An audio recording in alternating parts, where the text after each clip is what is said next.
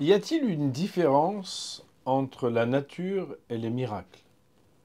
Bien sûr, on pourrait même se dire qu'il n'y a aucun point commun entre le miracle et la nature.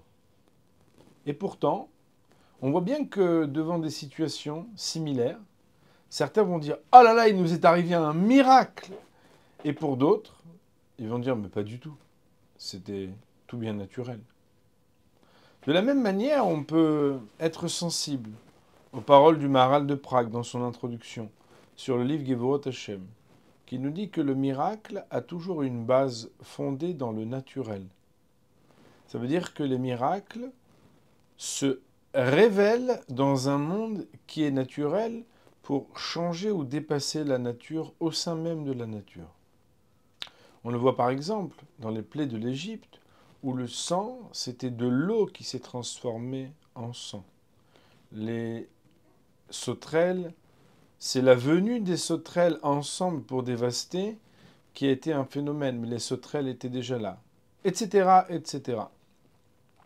Le Rav Dessler pose cette question dans son ouvrage Mirtav Meliaou. Et avant lui, des centaines d'années avant, le Ramban Nachmanide va scander un propos qui est très puissant et qui nous dit que tout est miracle. Tout est miracle. A priori, si le miracle, c'est la manifestation de la volonté divine dans ce monde, on pourrait se dire qu'il n'y a pas plus grande manifestation divine lorsque quelque chose est miraculeux que lorsque quelque chose est naturel. D'ailleurs, lorsqu'on pousse le questionnement pour se demander « Et pourquoi est-ce que telle chose amène à telle autre ?», on arrive à un moment ou un autre à la question de l'origine, à laquelle on répond « c'est parce que le Créateur l'a voulu ». De la même manière que Rabbi Meir a pu dire une fois, lorsqu'il manquait d'huile d'olive pour allumer les bougies de Shabbat, qu'il ne fallait pas s'en attrister, car, disait-il, celui qui a dit à l'huile de pouvoir éclairer, dira au vinaigre aussi de pouvoir éclairer.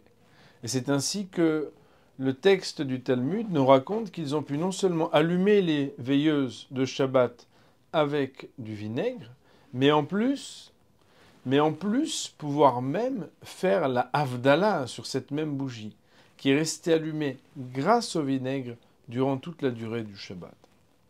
C'est la raison pour laquelle, de la même manière que lorsqu'on plante une pomme de terre et que par des phénomènes de germination, on aurait pu croire qu'elle allait mourir, et pourtant c'est là qu'elle va faire germer quelque chose et sortir d'on ne sait où de la mort ou de la résurrection de cette pomme de terre quelque chose de bon.